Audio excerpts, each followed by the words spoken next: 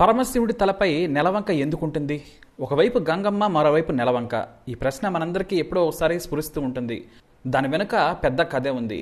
చంద్రుడు ఎందుకు శివుడి జుట్టులో దాక్కున్నాడు అనే భావన అందరికీ కలుగుతుంది. ఇక్కడ మనం దాక్కున్నాడు అనే అనాలి, ఎందుకంటే దాని వెనుక అద్భుతమైన కథ ఉంది.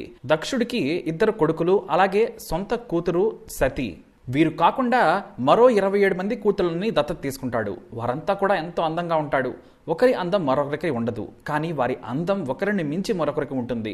అంత అందమైన ఆ కన్యలంతా కూడా ఎంతో ఇష్టపడి చంద్రుడిని పెళ్లి చేసుకుంటారు. ఇక ఇటు దక్షుడు కూడా తన బిడ్డలను జాగ్రత్తగా చూసుకోవాలని చంద్రుడిని కోరగా సరేనంటాడు. అయితే కాలక్రమేణా 27 మందిలో రోహిణి మీద ఎక్కువగా ప్రేమను పెంచుకుంటాడు చంద్రుడు.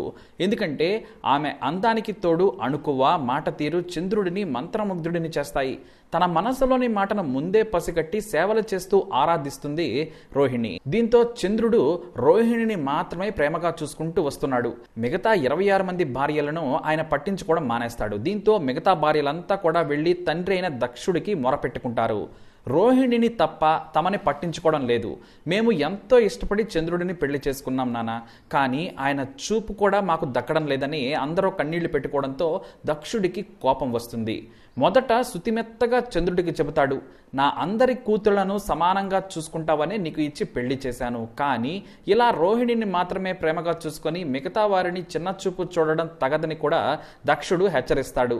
దీంతో చంద్రుడు కాస్తంత దిగి వస్తాడు.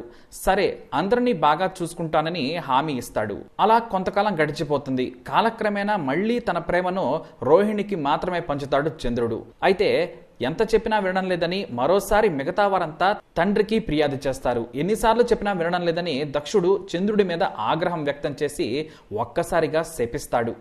ఏ అందమైన కాంతిని చూసుకొని విర్రవీగుతున్నావో, సకల జీవరాశులు విశ్వమే నీ మీద ఆధారపడి ఉందని నా మాటను పెడచెవిన పెట్టావో అదే నీకు లేకుండా పోతుంది అని.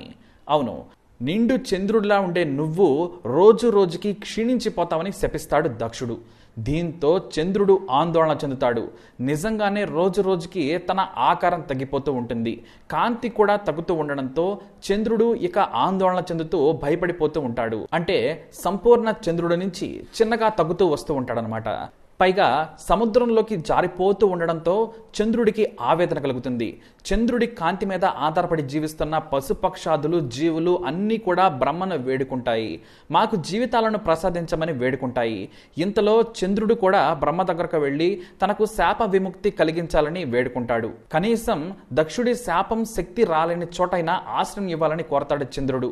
అయితే దక్షుడి శాపానికి విముక్తి కలిగించే శక్తి ఆ ఒక్క పరమశివుడికే ఉంది. మరెవ్వరికీ ఆ శక్తి లేదు. కాబట్టి ఆ మహాశివుడిని ప్రార్థించి వరం పొందమని అడగమని సలహా ఇస్తాడు బ్రహ్మ.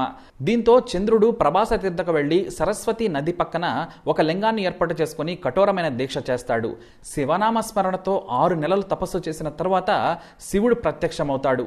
ఏం కావాలో కోరుకో చంద్ర అని అడుగుతాడు ఆ మహాశివుడు. అప్పుడు ఈ జరిగిన కథంతా చెప్పుకుంటూ వస్తాడు చంద్రుడు.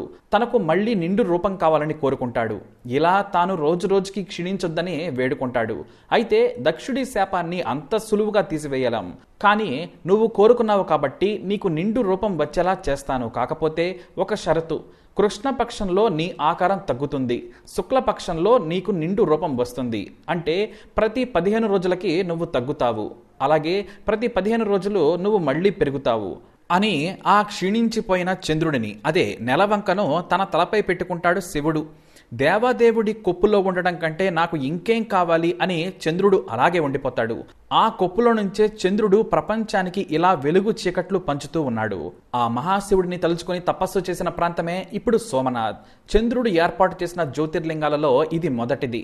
పైగా ఆ పరమశివుడే నేల మీదకు వచ్చిన చోటు కావడంతో అందరూ కూడా సోమనాథ్ను ఒక్కసారైనా తరించి చూసి రావాలని కోరుకుంటారు. ఇది చంద్రుడి వెనక ఉన్న అసలైన కథ. అవే ఇప్పుడు మనకి పౌర్ణమి, అమావాస్యలుగా మారుతున్నాయి. చంద్రుడు తగ్గడానికి గల కారణం, పెరగడానికి గల కారణం ఇదే. మరి దక్షుడి శాపానికి గురై సరాసరి శివుడి సెగలోకి చేరిన చంద్రుని కథపై మీ అభిప్రాయాన్ని తప్పకుండా కామెంట్ ద్వారా తెలియజేయండి. వీడియోని లైక్ చేయండి, షేర్ చేయండి, మా ఛానల్ని సబ్స్క్రైబ్ చేసుకోండి.